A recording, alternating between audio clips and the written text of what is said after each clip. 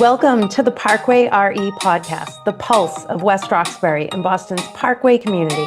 This is where neighborhood stories come to life. We showcase the real people behind the businesses we trust, the local gems our community loves, the services that keep our neighborhood moving, and the organizations doing work that truly changes lives. And yes, real estate is part of the story too.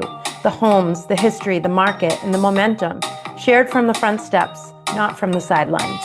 No scripts, no noise, just real conversations with the real people shaping our streets. Whether you live here, work here, or just love this corner of Boston like we do, welcome to the Parkway RE podcast.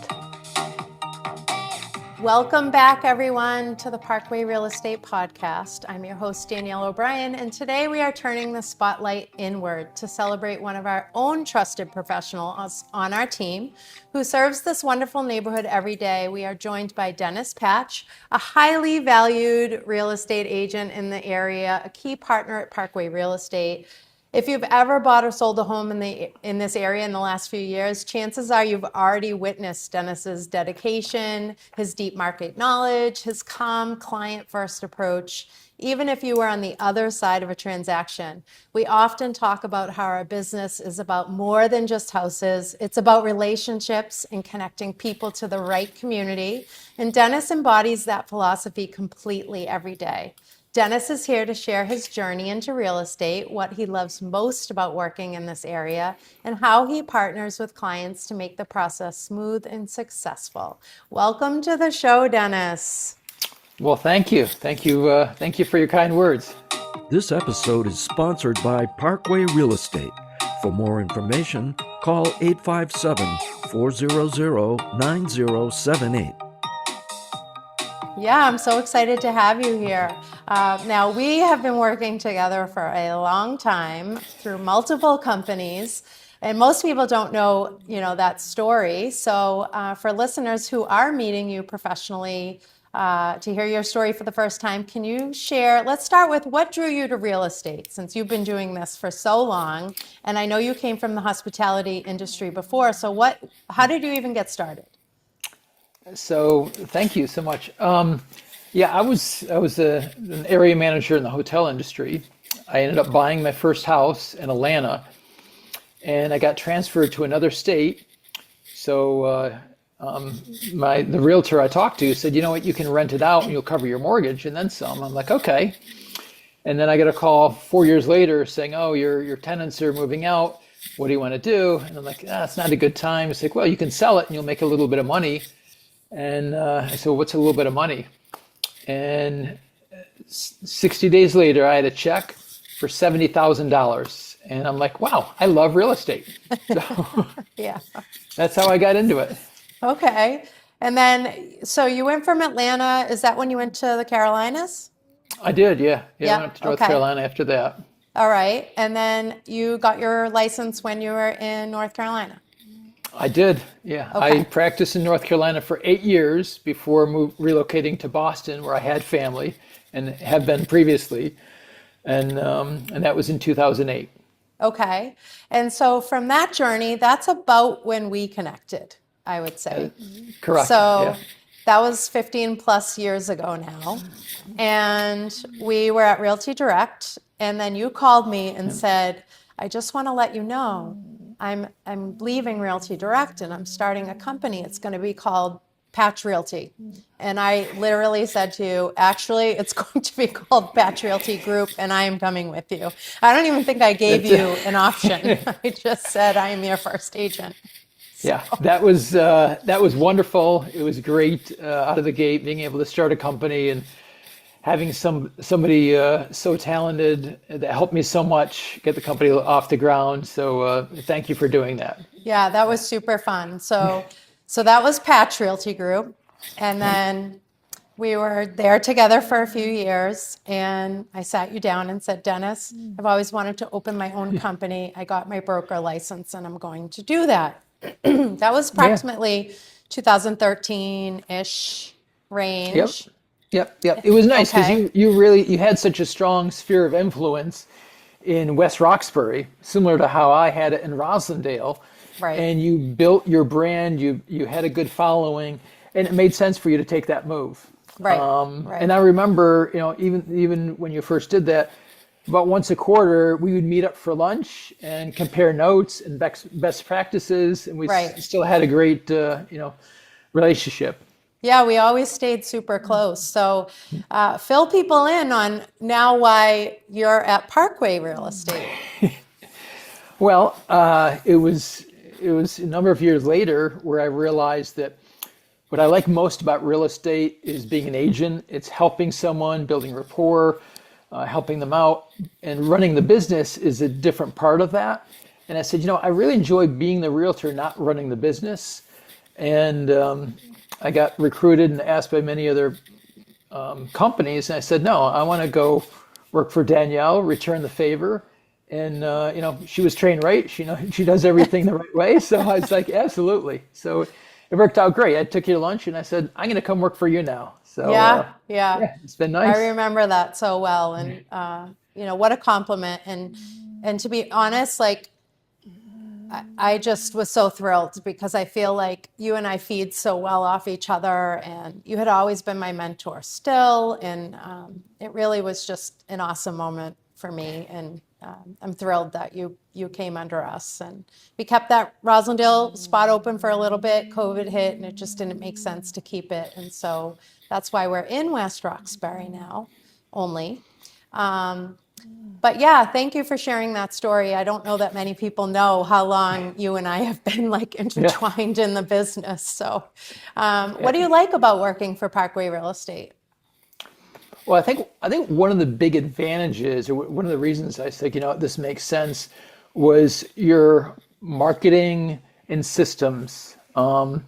You're more than 10 years younger than me. You are very quick on the tech, putting together marketing and promotional material. You excel at, and that's I think that's a great benefit that I can bring my clients. So it's actually an improvement once I moved over. I see. Well, thank you. That's great. And we, on our side, we really appreciate that you've been in the business longer than anybody at our company. And so you are really a go-to person here. And I really appreciate that we have you. So, so much experience, brought in. So thank you. Now, if we transition into client success, how would you define client success for your clients? I think the reason people hire real estate brokers or realtors is to get knowledge, to get honest feedback, and to really teach them. I think I've had more than 500 transactions helping someone buy or sell a property. And for the average person, they might do it, 3 or 4 times in their life. Right. So it's kind of, and I tell people, if I'm going to work with you, I'm going to treat you just like my brother or my sister. We're going to be brutally honest with you. I'm going to educate you. I'm not going to tell you, hey, this is what you should do. I'm going to educate you so you really understand it. And then reference, connecting them with an attorney, a plumber, a home inspector, an appraiser, all the pieces that you need to make the transaction go smoothly. Right. So what part of the process is your favorite? I love helping young people buy a house for the first time. Yeah. It's amazing when you sit down, you talk to them, and they kind of assume, well, I was planning on renting, or I didn't know I could do this. And you ask them the question, are you currently helping a landlord, or are you investing in your own property? It's like, well, what do you mean? Right. And then getting pre-qualified. Just because you pre-qualify for $800,000 doesn't mean you need to buy an $800,000 house. Right. Some of the smartest people I know, they buy something that's well within their means, and instead of paying 30 years to pay it off, they pay it off in 15. Right. And they realize that after that, they really, it's the American dream. Right. And so many more, the wealthy people in our country own real estate. And the average renter have much less net worth. Right, right. And we've done some blogging on that. We probably should have a podcast on that, to be honest. I mean, it really is, the wealth gap is really exacerbated when people that own versus people that don't. It really is a huge piece to that. So I agree. It's such a milestone moment for them too. I mean, you are there and you are walking them through the biggest transaction of their life, and it's like such a wonderful feeling. So I agree. That's probably one of my most favorite pieces too. Handing someone the keys to their first place is awesome. Yeah, and grabbing that photo for them and like knowing that that's like a photo. We don't really use photo books anymore as we used to, but that would have definitely been a printout kind of a photo. So exactly. Yeah, that's great. So, all right, we're here in this West Roxbury community, but you live in Roslindale, and obviously they're like sister communities. They're so close to each other. So let's talk about some of your favorite things about this Parkway area, the West Roxbury Roslindale area. Do you have a favorite park or a restaurant or a feature that you would share? So I think Roslindale Village or Roslindale Square is what it used to be called. I think it's wonderful. There's about 100 little tiny shops right around Adams Park. Only 8 of them are franchises. All the other are small independent shops. And it's really gone through a big transition over the years. If you look at the history of it, it was really in the 1920s when so much was being built up. Some of the iconic buildings were built, the substation, the Prescott building, the Parkway building were all built in the early 20s. And then later in 1970s, it really went down. There were many places were boarded up. Places were building malls, so they were kind of like moving out. And then it was a city councilor, Menino, he was city councilor at the time. He started the Roslindale Village Main Streets. This was the first one in the country where they used historic funds money to restore a downtown versus just restoring a building. And there was about $5 million put in, and there was 43 buildings got renovated, and it really brought things back to life. And all the beautiful buildings that are there now were all part of that. And and that's kind of where I got in a little bit to commercial, because I've helped, whether it's the Fornix Bakery or Distraction Brewery or the Roslindale Co-op or Bean's African Hair Braiding, or there's a CPA. I've helped them lease up all these different buildings. Right. So that's it's a sense of pride if you live in Roslindale to go down to Adams Park and be part of the farmers market and all the events they have going on. So yeah. They definitely utilize that park wonderfully. You guys do a great job of that. And it's cool because you are in a square format there, whereas we talked with Lindsay Chase a couple weeks ago, and that was, Main Streets in West Roxbury is a long street. We just don't have that kind of square with a park in the middle, and so it's really cool that you guys have that. So I also agree that that's probably one of my favorite spots in Roslindale. The farmers market for sure is awesome. So when they have live music in the farmers market, or they have David the Clown, it's just fun. They do a movie there usually once or twice a year for free, and then the substation, which now has live entertainment and a lot of events going on, is a lot of fun.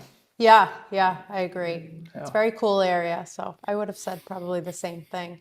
And for people moving in, like being able to share that with them, you're coming to the area and this is all the stuff we have going on there. And we have a theater in the square and all these things. I still call it the square, but it's really cool to like fill them in on what they're getting as part beyond the house, right? Like what they're getting as part of the neighborhood.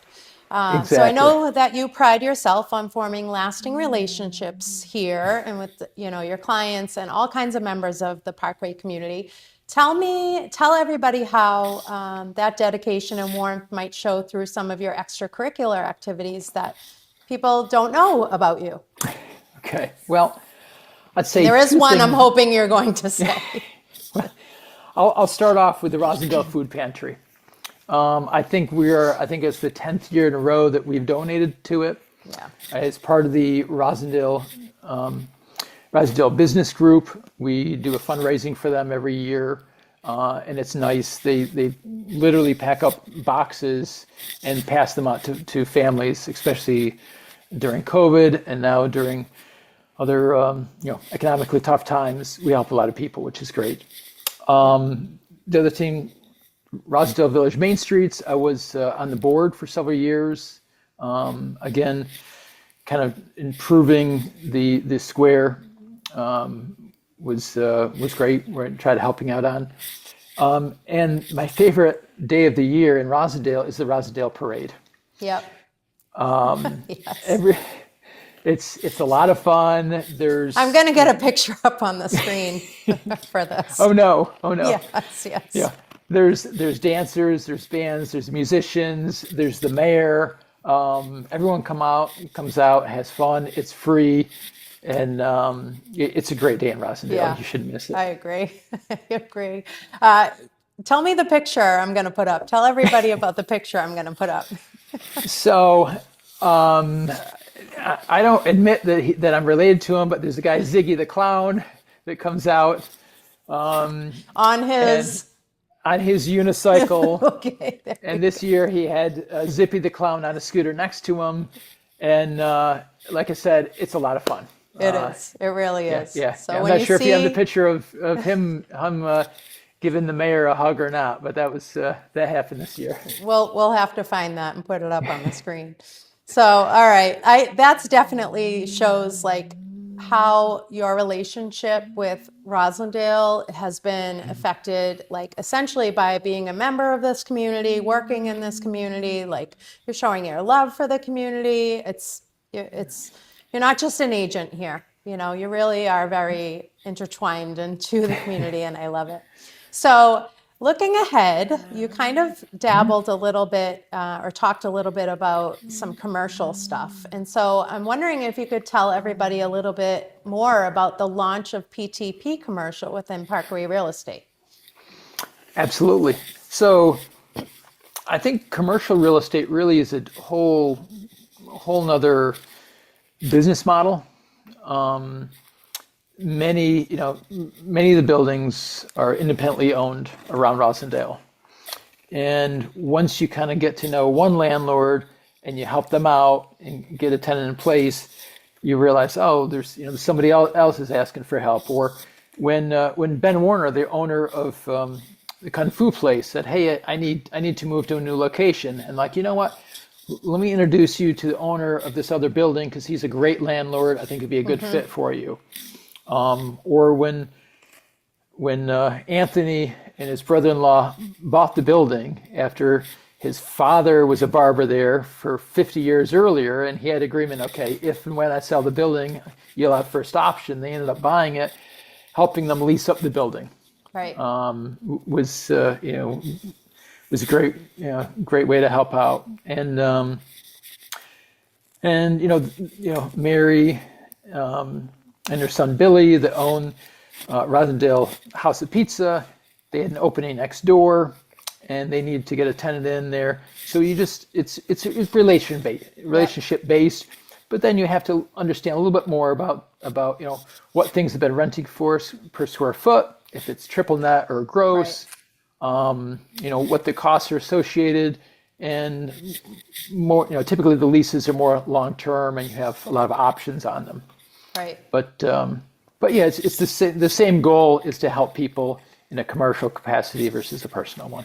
Right.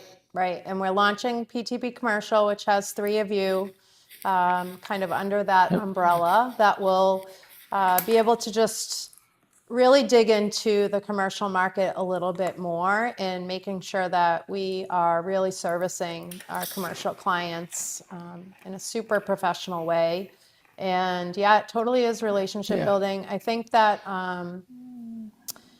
Commercial is harder because, the access we have to MLS isn't always accurate for commercial. So it really is about like understanding what's going on in the market because you are, boots on the ground there essentially. So Yeah.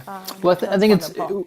it was exciting. We got a couple other people involved. One is Oleg, which I think he used to work for my company Another, previously. Yeah, so yes. we've known him at least 14 plus years. Yeah.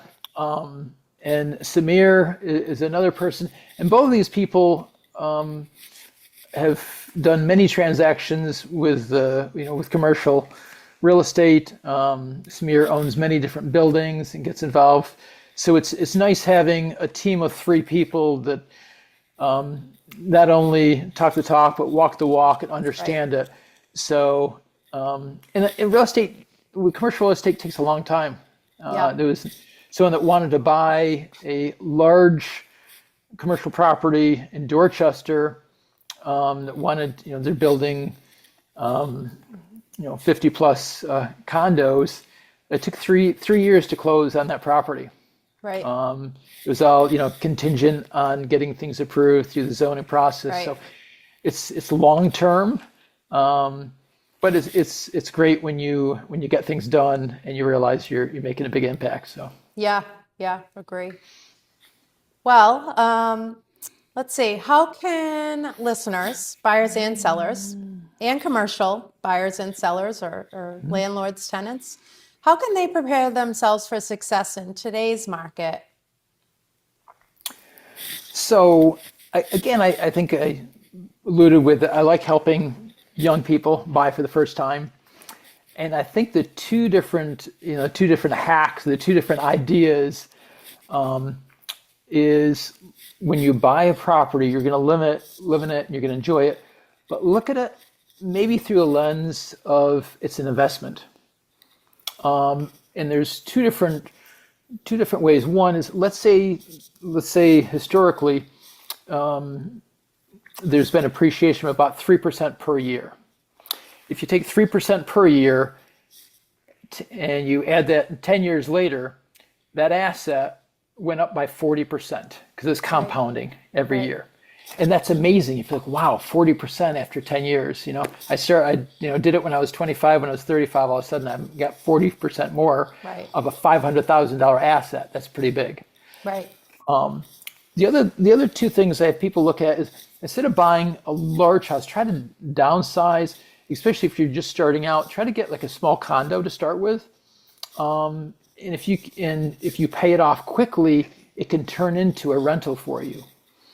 And that's actually what I did when I moved to Roslindale for the first time. I got a 1-bedroom, and it was way under our budget, but we wanted the freedom to nope, we're gonna get this, we're gonna pay it down because I want to have passive income. Right. And the second thing is looking at a 2-family versus a single family. Yep. I know that there's someone that you might have heard her name before. She just got married. She had a young child, and her college roommate had got married and had a young child, and they were looking together. So they got together and they bought a 2-family house. And then it was several years later, she ended up buying it out, and her name is Michelle Wu. And actually, I was on that transaction. I was actually representing the seller of the house, but she got a discount because she teamed up with someone else, Right. and bought it together. So, Right. I think looking at all your Smart options. businesswoman. Yeah. She certainly is. She certainly is. Yeah, she's good at negotiating too. So I gotta respect that.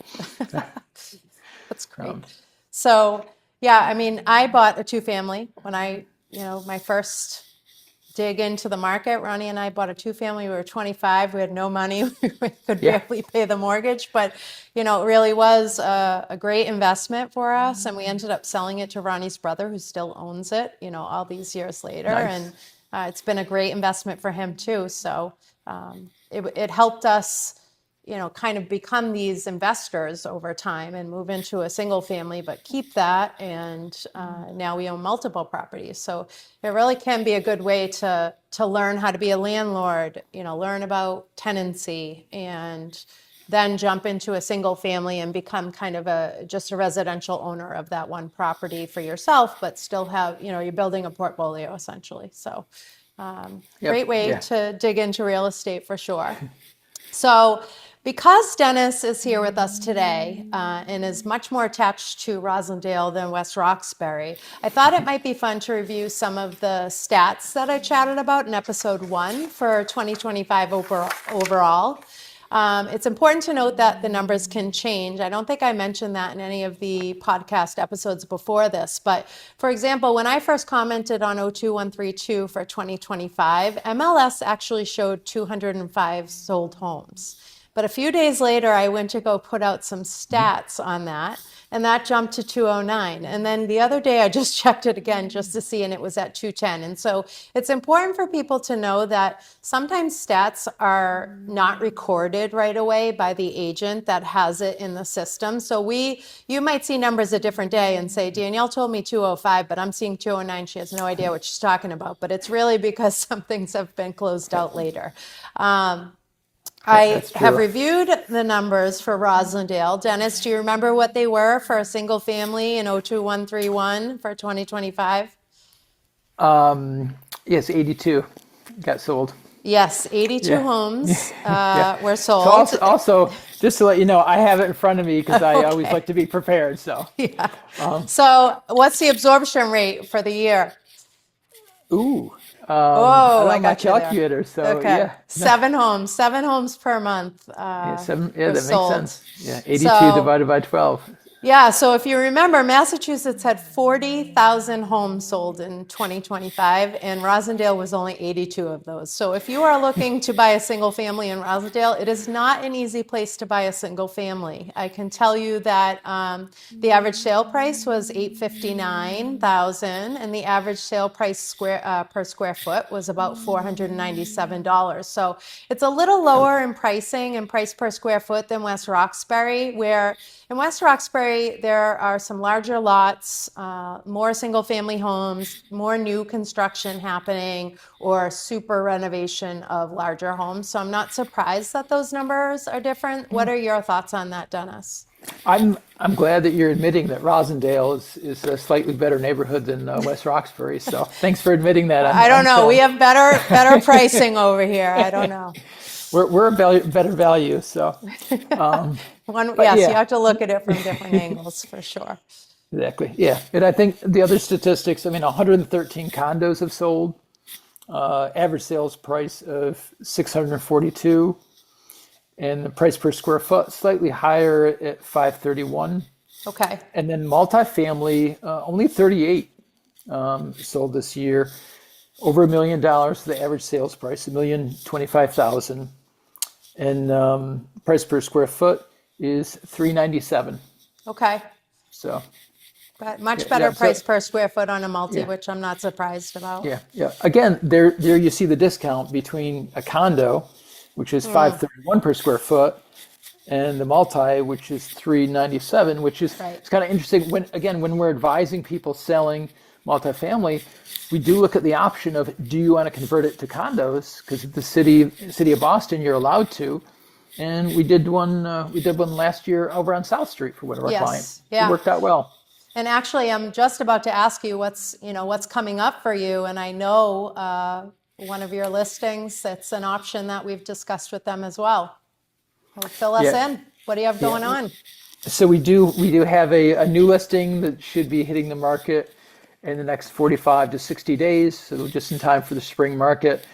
It will be 2 condos. It could be sold as a 2-family also. But these, I gotta say that the work that they've done in there, the tile that they imported from Italy these bathrooms are exquisite. So Yeah, I can't wait. I gorgeous. can't wait for this listing to hit the market. Yeah, and we, sat down and said to them, we are going to market it both ways because you do make more money on the condo side. But with that being said, there's not a lot of multifamilies being sold in West Roxbury. We just don't have that kind of inventory here. And so you might do well on that side too. And we're going to market it both ways because we can get those condos put together in that closing time frame, no problem. Takes a little bit of work and a little bit of money. I think we said about $10,000 approximately between the architect and the lawyer fees.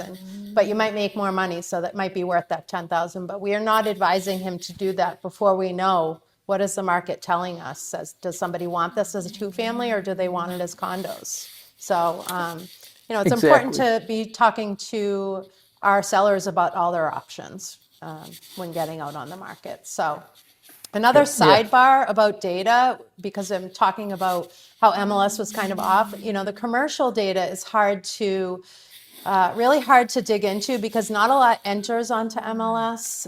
Sometimes it's on LoopNet or in other places. So when I mentioned the West Roxbury commercial landscape, when I was chatting with Lindsay, I should have noted that I really only looked on MLS because in the other portals, it's hard to really understand. We have to make a lot of calls and really be boots on the ground to understand what's happening there. So.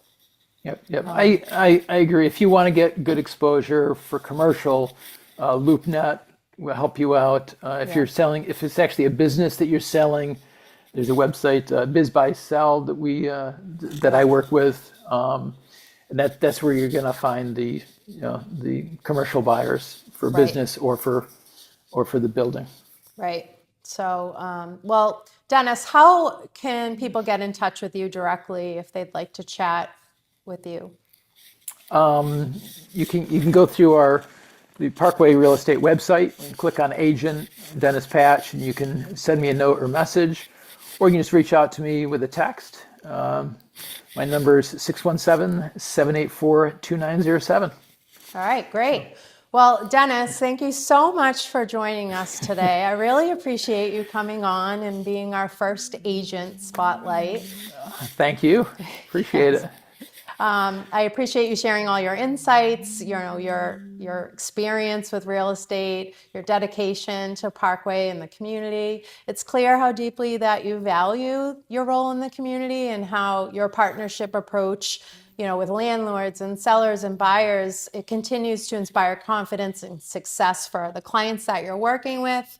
For our listeners, if you'd like to learn more about the current market or discuss your home buying or selling needs or partner with Dennis, like you said, you can find the link right on parkway.real estate. You can find him through social media channels as well. You can find us that way. And we will include those links when we publish a podcast. So I hope today's conversation leaves you inspired and prepares you to take the next step in real estate. From all of us at Parkway Real Estate, thank you for listening. And we'll see you the next time with another story. All right, Danielle, Bye. thank you so much for running my favorite real estate company in Greater Boston. Have a good one. Thank you so much. All right, bye everybody. Thank you for joining us. Stay tuned for more insightful episodes of the Parkway RE podcast with your host, Danielle O'Brien.